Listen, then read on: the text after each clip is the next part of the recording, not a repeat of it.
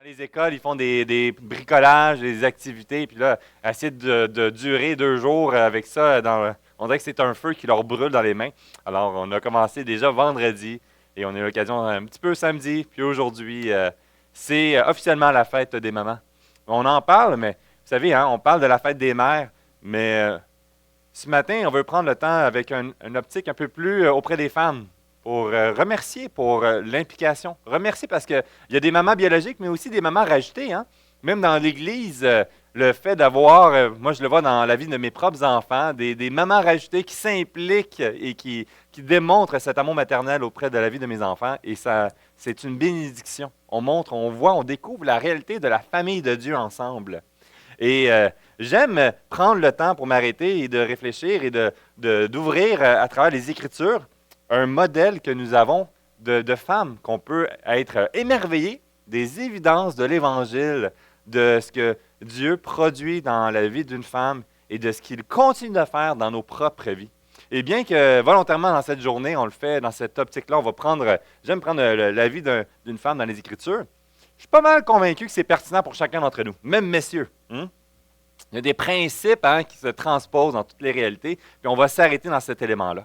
Vous savez, dans la fête des mères, souvent, qu'est-ce qu'on célèbre, qu'est-ce qu'on veut souhaiter dans leur vie? Mais on célèbre les beaux côtés. On leur souhaite une vie d'abondance, de bénédiction, comme dans le Nouvel An, dans ces genres d'anniversaires-là.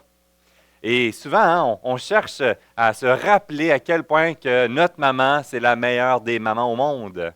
Et je pense à ma mère et je vois que je le dis à chaque fois, mais ce qui la caractérise, c'est une battante. C'est une femme qui a été au front, qui a battu pour réussir à prendre soin de ses enfants. Et elle a été fidèle dans ce que Dieu lui a confié à ce niveau-là. Et c'est souvent dans ce modèle qu'on veut célébrer dans cette occasion de fête des mères. Et le thème aujourd'hui, femme vertueuse. Qu'est-ce qu'une femme vertueuse aujourd'hui? Qu'est-ce que ça veut dire? Et je suis tombé sur un extrait qui parlait qu'à l'époque, le premier ambassadeur des États-Unis en France, Benjamin Franklin, aurait fait la lecture d'un livre et aurait lu l'histoire d'une femme bien particulière, d'un modèle de femme vertueuse. Et les journalistes étaient vraiment impressionnés par cette histoire et d'entendre la vie de cette femme. Et ils ont demandé, mais quelle est cette histoire? Et qui est cette Ruth? Et il dit, eh bien, ça vient de la Bible. Et tout d'un coup, un froid a eu lieu dans la salle. Les gens étaient déçus d'entendre que ça venait d'une histoire de la Bible, parce qu'ils ont rejeté tous ces éléments-là. Mais pourtant, on découvre, même ceux qui ne veulent pas entendre la richesse de la Bible, qu'il y a un témoignage de beauté et de ce que ça peut se déverser dans la vie des autres. Ici, on va explorer à travers la vie de Ruth un modèle d'une femme vertueuse qui était transformée à l'image de son maître. Et j'espère qu'on puisse en ressortir édifié, mais aussi avec le goût d'aller redécouvrir ce petit livre-là. Des fois, on passe vite ces livres-là, on ressort des informations, puis on passe au prochain. Mais juste avec ce petit survol-là, j'avais envie qu'on fasse une série dans le livre des Ruth. Il y avait juste trop de choses à dire, puis il faut faire des choix, et on se retient. Puis ce matin, on va survoler la vie de Ruth à travers les 4 petits chapitres de ce petit livre-là qu'on trouve dans l'Ancien Testament. Alors, je fais des choix, je me retiens, mais ce qu'on découvre à travers cela, c'est que la femme Ruth, que nous connaissons peut-être à certains niveaux, a eu un impact majeur dans sa vie, dans la façon que Dieu l'a utilisée, et encore aujourd'hui.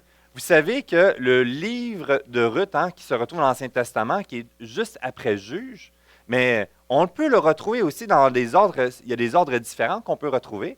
Et chez les Juifs, c'était souvent, il y avait une connexion qui se mettait entre Proverbes et Cantique des Cantiques.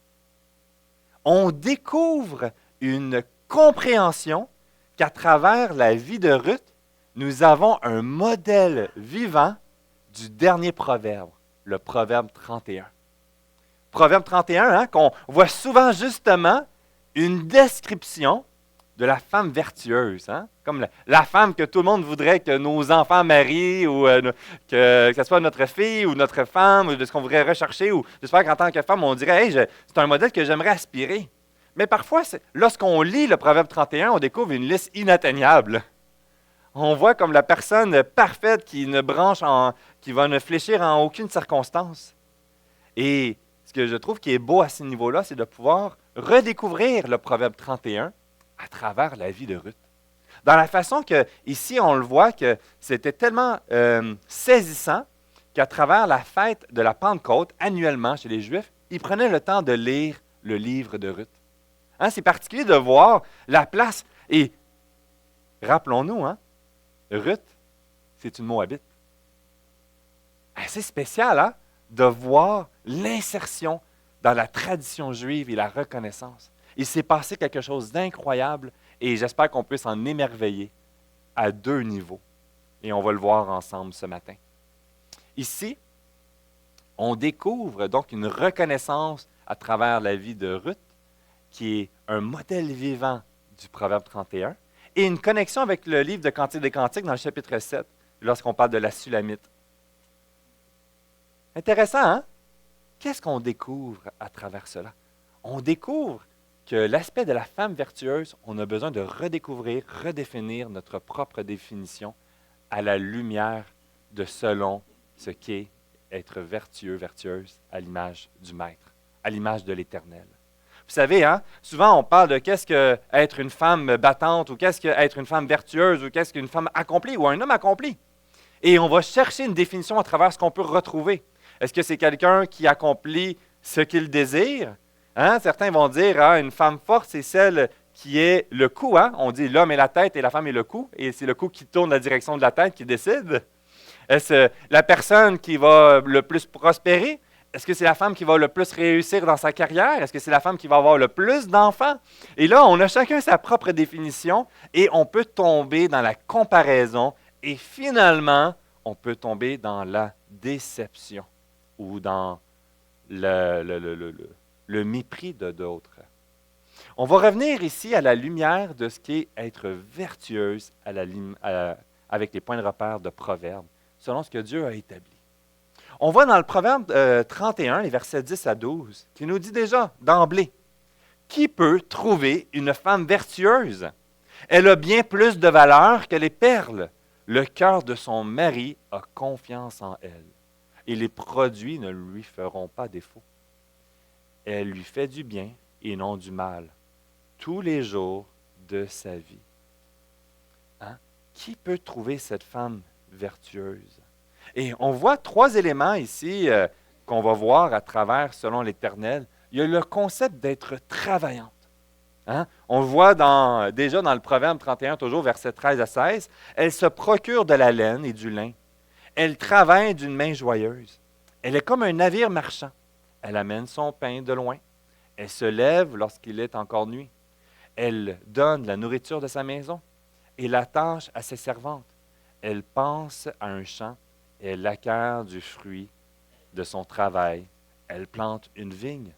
On voit cette réalité-là dans le Proverbe, qu'une description que la femme vertueuse est quelqu'un qui est actif, qui va qui va être entreprenant, qui va initier des éléments, qui va travailler de son propre effort, qui ne sera pas dans un état de passivité et de dépendance complet. C'est intéressant cet élément-là. On découvre dans la vie de Ruth un modèle qui en ressort. Le chapitre 2, versets 5 à 7, on découvre ici, hein, à partir du verset 5, « Et Boaz dit à son serviteur chargé de surveiller tous les moissonneurs de ce qui se passe dans la récolte de ses champs, et il dit, « À qui est cette jeune femme que je vois? » Et le serviteur chargé de surveiller les moissonneurs répondit, « C'est une jeune femme moabite. Elle est revenue avec Naomi du pays de Moab. Elle dit, « Permettez-moi de glaner, de ramasser les épis entre les gerbes et derrière les moissonneurs. Et depuis ce matin, elle est venue, elle a été debout jusqu'à présent. Elle ne s'est pas reposée un seul moment dans la maison. » On découvre ici cette réalité, puis dans ce contexte-là, hein, il y avait dans les réglementations chez le peuple d'Israël pour prendre soin de ceux qui étaient plus démunis, que lorsqu'ils le récoltaient, ils ne pouvaient pas retourner en arrière pour ramasser ce qui avait été oublié, de ce qui avait été tombé. Et les gens de voyage, les gens qui étaient dans les besoins, qui étaient dans la pauvreté, pouvaient venir chercher les restes en arrière et se nourrir.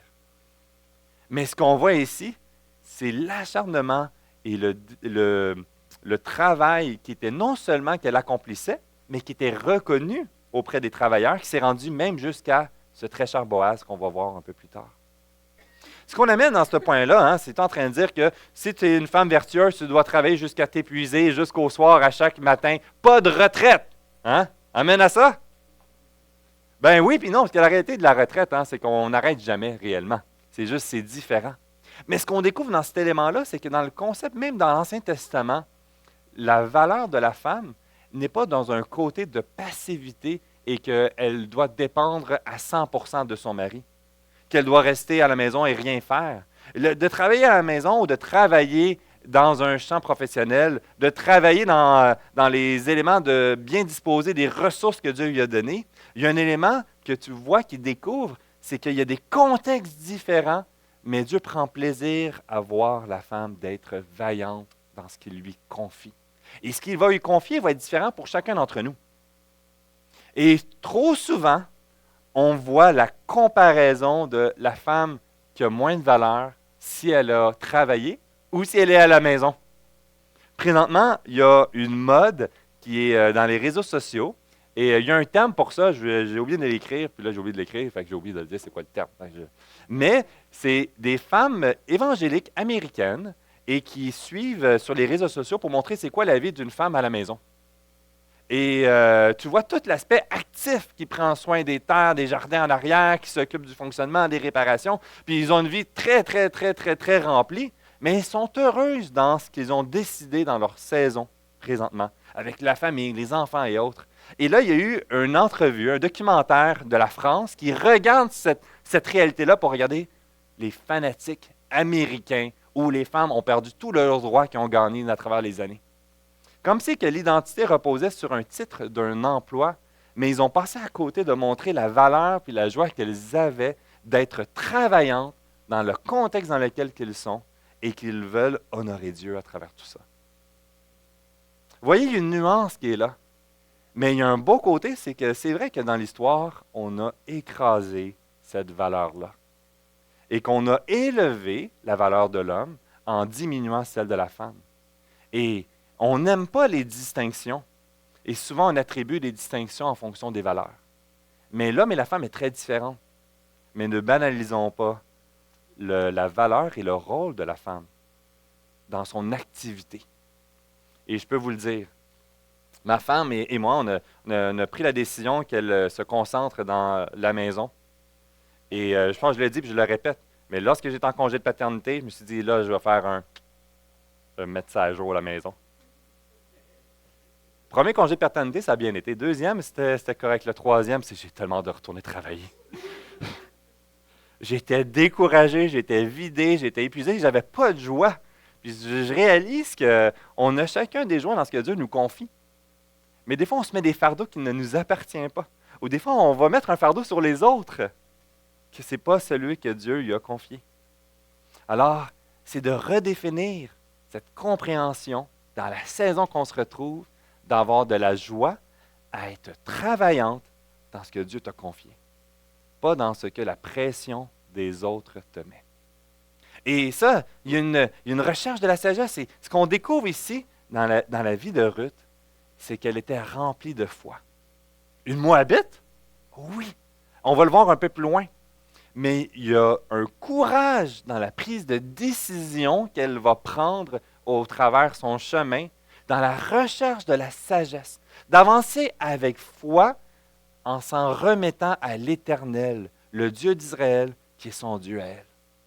Il y a une richesse ici qu'on découvre dans cette lecture, qu'elle s'est appropriée et qu'elle a placé sa confiance et ça va influencer les décisions qu'elle va prendre. Sans cet élément-là, on pourrait être paralysé dans les décisions et les défis dans lesquels nous sommes confrontés en avant de nous. Elle arrive dans un nouveau pays. Elle n'est pas le bienvenu. On se rappelle, cette Moabite, c'est une étrangère. Et, je n'ai pas mis celle-là. Et on le voit dès le chapitre 2, les versets 2 à 3, je vais lire ici. Ruth, la Moabite, dit à Naomi, « Laisse-moi, je te prie, aller glaner des épis dans le champ de celui aux yeux duquel je trouverai grâce. » Elle lui répondit, « Va, ma fille. » Elle alla glaner dans un champ derrière les moissonneurs. Une femme étrangère se retrouver seule dans ce contexte-là était grandement dangereux. On va voir ce contexte-là qui va en découler. Mais elle avait foi que Dieu allait prendre soin et qu'il avait trouvé grâce auprès de quelqu'un. Il y a cette idée de voir le besoin, d'être prête à travailler, de rechercher dans la sagesse et de vouloir discerner les éléments et d'avancer en s'en remettant à Dieu pour voir comment il va bénir. Le troisième élément qu'on découvre à travers cette foi qui se manifeste, c'est un désir d'obéissance. La femme vertueuse selon l'Éternel est obéissante. Et l'obéissance, c'est quelque chose qu'on veut effacer. On n'aime pas ça. Et vous savez, ce qu'on découvre ici dans le livre de Ruth, c'est un parallèle entre la vie de Ruth, qui est une vie d'obéissance, et on découvre ses beaux-parents et dans les mauvaises décisions qu'ils ont prises et les conséquences qui en découlent. Comment l'histoire commence? On le découvre, hein, puis je pense qu'on le lit vite au début. Le premier verset du livre. Des temps des juges, il y eut une famine dans le pays. Les hommes de Bethléem, un homme de Bethléem de Juda, partit avec sa femme et ses 2 fils pour faire un séjour dans le pays de Moab. On se remet donc ici. On découvre dès le premier verset une problématique dans le comportement ici de ce couple. Le temps des juges était une période où on vivait la grande dépravation, où il y avait le peuple d'Israël qui se détournait des voies de Dieu. Et qu'est-ce qui se produisait lorsqu'il se détournait? Il avait des conséquences qui étaient déversées. Dieu exerçait des conséquences sur le peuple, où ils avaient la guerre, ils avaient l'oppression de l'extérieur, il y a eu des famines. Et les famines servaient d'ébranler le peuple d'Israël afin qu'ils viennent dépendre de Dieu et crier à lui, qu'ils se repentent de leur voie. Rappelons-nous, le contexte des juges, puis le premier verset du livre nous donne le contexte pour nous dire la famine, dans le contexte des juges, est donc une conséquence de l'Éternel envers le peuple d'Israël, afin qu'ils tournent leur voie vers lui et qu'ils tournent leur cœur vers l'Éternel. Et qu'est-ce qu'ils vont faire? Ils vont fuir la terre promise. Ils vont aller vers un pays ennemi de Dieu, où ils adorent autre chose, où qu'ils sont en profonde colère contre le peuple d'Israël et en conflit. Et Elimelech et Naomi vont donc non seulement ne pas se tourner vers Dieu, mais ils vont s'éloigner de lui. Et ça représente exactement le verset avant qu'on a dans notre Bible, le Juge, chapitre 21, verset 25. Juste avant le verset 1.1 de Ruth, on découvre en ce temps-là, dans le temps d'Elimelech et de Naomi, il n'y avait point de roi en Israël, chacun faisait ce qui lui semblait bon. Ça résume le livre des Juges et ça résume le contexte dans lequel Ruth se retrouve. Ça met en lumière la gravité de la dépravation. Ça met en lumière le contexte dans lequel elle retourne à Bethléem et dans lequel ils régnaient dans cette confusion que ce n'est pas parce que tu étais juif que tu étais un homme intègre. Et on voit ici, à travers ce contre-exemple, on va découvrir la vie de Ruth qui va vouloir honorer non seulement l'Éternel, mais à travers aussi dans sa relation avec sa belle-mère. On découvre quelque chose d'incroyable. On découvre son désir, et ça c'est un point qui est important ici, c'est que l'obéissance, souvent on la voit à travers les sphères sociales relationnelles. Hein? On veut vivre l'obéissance, alors je vais soumets-toi à ton mari, soumets-toi au gouvernement, soumets-toi à tes parents, soumets-toi. Et on voit cette forme d'obéissance qui en découle ici, c'est envers l'Éternel premièrement. Et l'obéissance envers l'Éternel va se manifester dans la façon que je réagis dans mes situations, puis dans mes relations, dans mes sphères autour. Ça va influencer et ça va développer ma sagesse et mon discernement à bien réagir avec obéissance dans la circonstance. Et on va donc voir ici que Ruth va parfois désobéir afin d'obéir à l'Éternel. Intéressant, hein? Et qu'on va découvrir finalement une obéissance et une loyauté. Et tout ça, comment le vivre? On le découvre qu'il y a ce concept qui en ressort à travers un état d'humilité. Vouloir être une femme vertueuse et de réussir en travaillant fort et en dépendant sur nos propres capacités va nous éloigner de cette description qui plaît selon l'Éternel. Et ça commence à travers cette condition d'humilité et ça se vit dans la compréhension de ta propre condition. Ruth est arrivée non comme réclamant quoi que ce soit, non comme s'élevant de qui elle est, non en paradant sa beauté en soi, bien qu'elle était fort belle. Elle reconnaissait que c'était une veuve moabite, une étrangère, quelqu'un qui n'avait pas d'héritage, quelqu'un qui faisait partie, qui s'est affilié à une lignée d'Elimelech et de Naomi, sans descendance. Leur lignée est sur le point d'être éteinte, d'être effacée sur la terre. Et elle va rentrer dans ce désir d'avancer dans l'obéissance de l'Éternel, de vouloir honorer Naomi dans cette condition-là, en reconnaissant qui elle est. Et ce qui est intéressant, c'est qu'elle va se laisser diriger par l'Éternel. Dans la compréhension. Et des fois, on cherche à trouver notre valeur et à la construire, mais on a besoin des fois de nous rappeler notre identité. On est loin d'être les grands héros de la foi. On est loin d'être des grands hommes et des grandes femmes. Puis vous savez quoi? Des fois, on veut laisser une trace sur la terre et qu'on se rappelle de nous. Mais après 2 générations, plus personne ne se rappelle de nous. On se souvient de certains noms, mais on ne se souvient pas de ce qu'ils ont fait sur la terre. Se rappeler que ce qui est plus important, ce n'est pas ce qu'on essaie de construire, mais c'est notre identité que nous pouvons avoir pour l'éternité en Jésus. Ici, donc, dans sa condition de veuve, elle va conserver son cœur dirigé vers l'Éternel et le laisser, lui, diriger les circonstances. On découvre donc, à travers cette compréhension de son état, de sa condition, elle va venir, l'humilité devant Dieu. Et ici, ce qui est magnifique, à la lumière de Proverbe 31, toujours verset 30, la grâce est trompeuse, la beauté est vaine, la femme qui craint l'Éternel est celle qui sera louée. On n'est pas en train de dire ici que les femmes, vous devez enlever tous les éléments de beauté, ces côtés charnels, vous devez vous mettre le plus laid possible. Les hommes aussi, portez les vêtements les plus laids, mettez des couleurs qui ne fonctionnent pas ensemble afin de ne pas montrer que ça... Non, c'est que ce n'est pas la première chose. On va dans Ruth redécouvrir, mais la beauté de Ruth est mise en avant, mais elle est reconnue, mais elle ne se confie pas en sa beauté. Il y a quelque chose de beau qu'on doit avoir, mais il y a un côté que ce n'est pas ton identité en fonction de ta beauté. C'est quoi? La beauté d'une femme vertueuse, c'est à travers celle qui craint l'Éternel. C'est elle qui va être louée. Et on voit les versets 15 à 17 de Ruth chapitre 1. Naomi dit à Ruth, « Voici ta belle-sœur est retournée vers son peuple et vers ses dieux. Retourne comme ta belle-sœur. » Il donne cet ordre. Parce qu'au début, il y avait tout ce débat-là, cette discussion, puis les belles-sœurs, les deux, ils voulaient rester auprès de Naomi. Mais là, Naomi dit, « Non, tu n'as pas de descendance. Ta lignée va être éteinte. Il n'y a pas de prospérité d'héritage. Qui va prendre soin de toi? Retourne adorer tes dieux. Retourne dans ton peuple. Et moi, je vais retourner à Israël. » Pourquoi? Parce qu'elle a entendu que la famine était terminée. Et Ruth lui dit, « Ne me presse pas de te laisser, de retourner loin de toi. Où tu iras, j'irai. Où tu demeureras, je demeurerai. Ton peuple sera mon peuple et ton Dieu sera mon Dieu. » Elle est en train d'annoncer devant elle que je ne veux pas retourner vers les dieux, je veux m'approprier ton Dieu.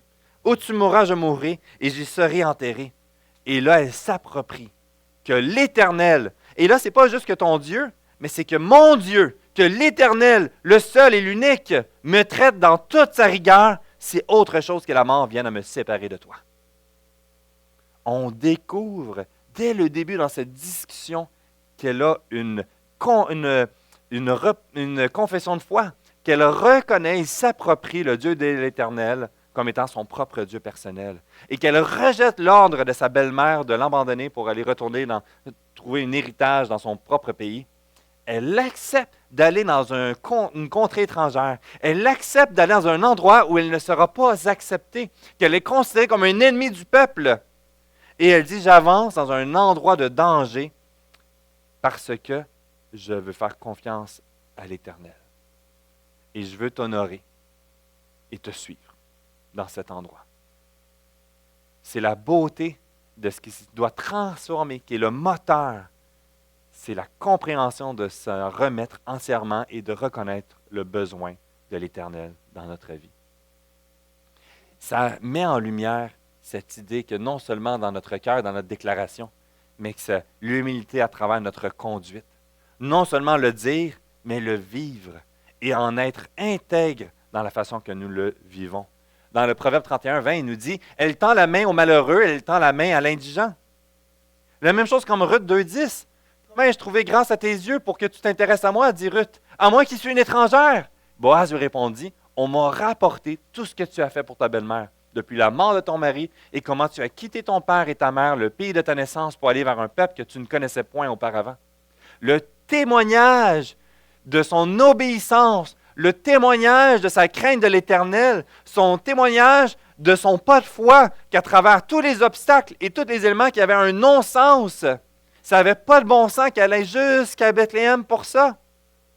Mais cette conviction de vouloir honorer Dieu et d'avancer avec intégrité, non seulement elle l'a vécu puis elle a porté du fruit dans sa relation avec Naomi, mais ça a eu une portée de témoignage dans la région et ça s'est rendu jusqu'à Boaz, qui l'a entendu et qui a vu aussi les parties.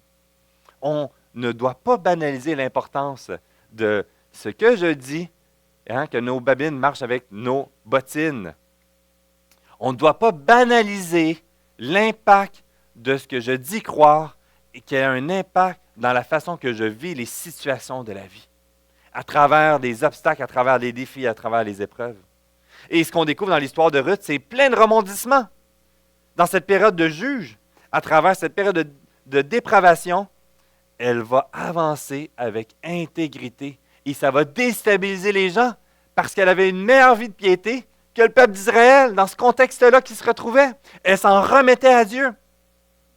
Elle se mettait dans des situations que ça aurait pu être des dérives. Elle aurait pu utiliser sa beauté pour séduire un jeune homme riche, atteindre ses fins. Mais elle est allée honorer et respecter les principes de Dieu. Vous savez, on pourrait arrêter cette histoire-là et dire, regardez, agis fidèlement et tu verras la bénédiction découler. Mais ce qu'on découvre dans le livre de Ruth, c'est que on voit Naomi qui se concentre sur ce qu'elle voit et elle tire les conclusions sur le présent et sur les moments isolés. Mais lorsqu'on lit l'histoire de Ruth dans l'ensemble, on découvre la grande histoire, le fond de toile en arrière. Vous savez, comme il y a un spectacle en avant, puis on voit juste la personne qui parle, mais on ne voit pas toute l'équipe technique en arrière qui s'assure du bon fonctionnement, que comment ça va se réaliser, puis que tout est prêt pour la prochaine scène, puis on ne comprend pas pourquoi il y a telle chose, mais toute l'équipe en arrière, il sait, voici la prochaine étape. Et ce qu'on découvre dans ce livre-là, c'est l'absence de Dieu dans les petits détails. Mais l'intervention sans cesse de Dieu qui agit dans l'ensemble de l'histoire. À 8 reprises, Dieu est cité comme étant la personne qui produit la bénédiction ou la louange qui lui revient, mais il n'est pas cité explicitement de montrer comment il agit, qu'il opère, qu'il a fait. Au contraire, l'un des termes qui est utilisé, c'est à travers, dans la recherche de la bénédiction de Dieu, à 8 reprises, soit qu'on le recherche, qu'on reconnaît qu'il a béni, mais on ne le voit pas nécessairement le faire. Au contraire, on va utiliser le terme le hasard. Et c'est la réalité que pour moi, je trouve qui est pertinent dans le livre de Ruth, c'est que c'est très connecté à ce qu'on vit nous aujourd'hui aussi. C'est un modèle vivant de comment on vit l'Évangile aujourd'hui. Dieu ne va pas ouvrir les portes pour dire, voici le meilleur chemin à gauche, voici, il doit y avoir une épreuve, puis je vais te protéger, puis qu'il y a des anges qui te préparent. Il y a tout ce côté de l'intervention de Dieu dans sa souveraineté et qui nous est invisible à nos yeux, mais que Dieu est en train d'agir et il déverse sa bonté à ton égard. Mais ce n'est pas parce que tu ne le vois pas qu'il n'est pas en train d'agir ici. Et ici, le thème est important et je l'aime. Il se trouva par hasard que la pièce de terre appartenait à Boaz, où est-ce que Ruth est allée aller. Et le terme choisi met en évidence que ce n'était pas contrôlé par Ruth dans les circonstances ni de Naomi.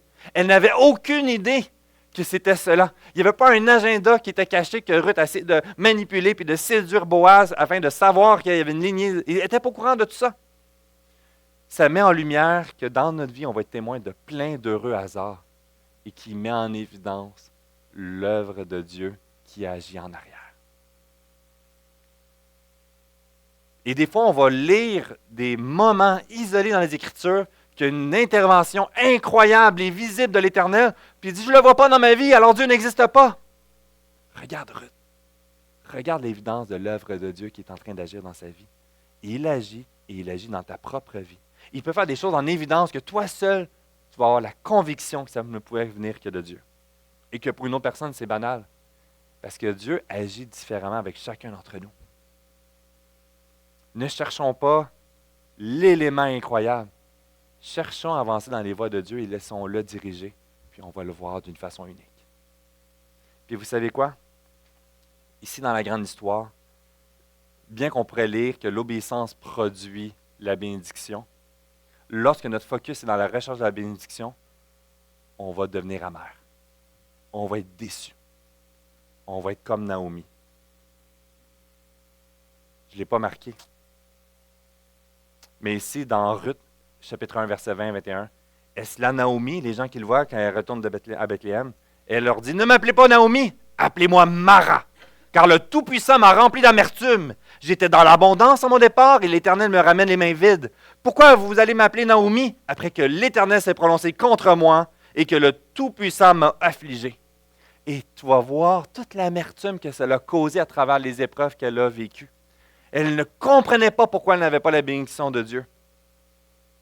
À travers les mauvaises décisions, et en voulant refaire les bonnes choses, elle ne le voit pas et elle reste dans l'amertume. L'obéissance, c'est à travers la crainte de l'Éternel et cet amour qu'on veut développer en découvrant qui Dieu est vivant pour ma vie et le laisser diriger.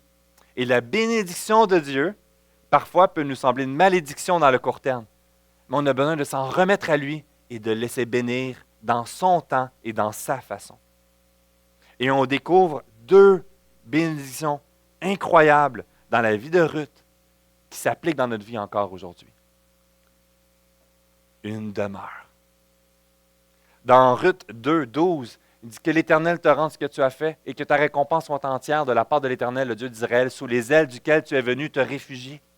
On a la possibilité d'avoir une demeure où on peut chercher réconfort, où on a notre sécurité, où on va avoir un toit qui va nous couvrir contre les épreuves de la vie dans la présence de Dieu. L'opposition a justement ce que Naomi a fait avec son mari, qu'ils ont quitté la demeure de la terre promise, où que lorsque le miel et l'abondance allaient couler, ils se sont éloignés pour chercher quelque chose de mieux ailleurs. Et nous, trop souvent, faisons la même chose. Lorsqu'on ne comprend pas les voies de Dieu, on veut reprendre le contrôle et on cherche ailleurs. Et on a besoin de s'en remettre dans ses mains et de venir dans sa présence. Qu'on peut goûter dans l'Église locale, qui est un petit reflet imparfait de ce que Dieu veut nous faire goûter dans sa présence pour l'éternité, lorsque tous les croyants seront réunis ensemble et on va le célébrer. Ou est-ce qu'on manquera de rien? Ou est-ce qu'on va être dans un refuge, dans sa présence? C'est un reflet de la beauté. Et relisez le livre de Ruth et de s'approprier. Est-ce que je viens chercher mon refuge, ma demeure dans sa présence à lui? Deuxième élément, une descendance. La réalité de cette descendance, c'est que Ruth était la fin de la lignée de la famille. Ça ne descendait plus. Elle allait être éteinte. Non seulement ça, elle était rachetée et rajoutée dans la lignée de cette famille, avec Boaz qui va honorer cette lignée. Il n'était pas obligé de le faire. Il le fait par intégrité et non par avidité pour recherche de gain. Une descendance va être établie, et là on pourrait célébrer et arrêter là. Mais on voit une œuvre de grâce dans le grand plan de Dieu, que c'est la descendance qui nous amène au roi David.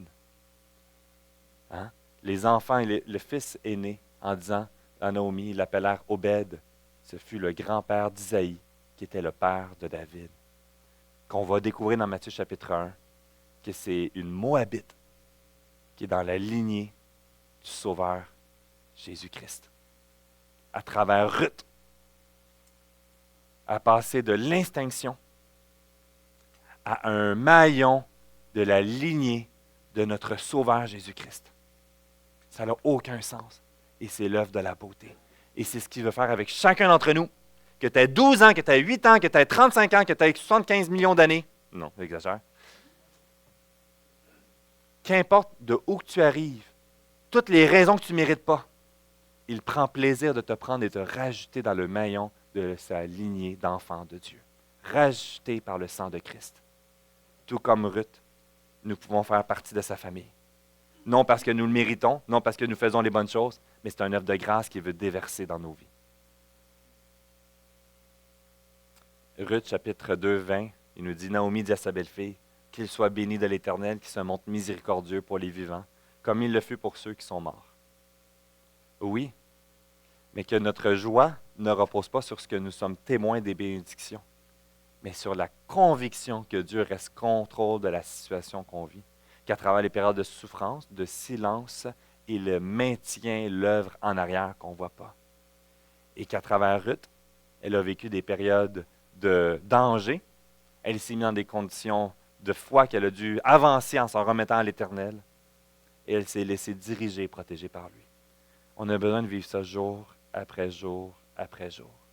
Laisser Jésus à la première place.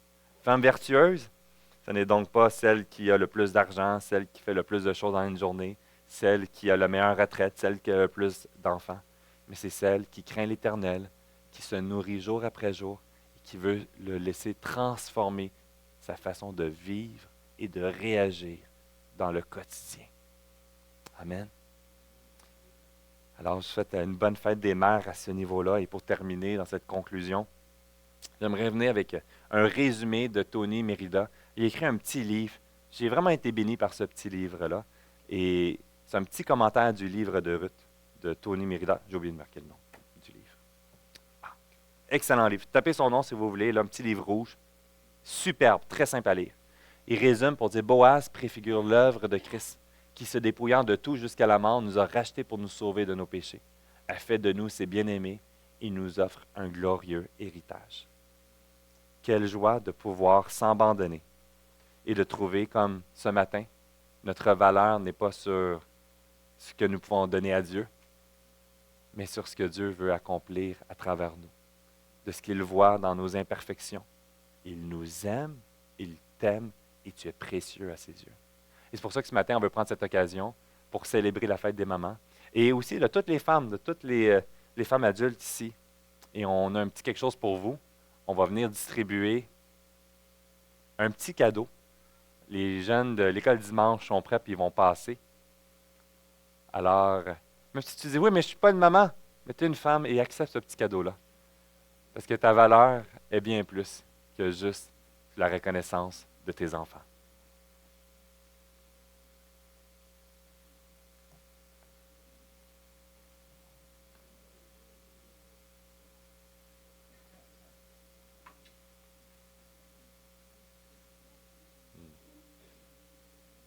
Est-ce que je peux inviter l'équipe de louange pendant ce temps-là? Peux-tu faire ça? On va vous donner une fleur en avant. On va le mettre entre les cordes de guitare.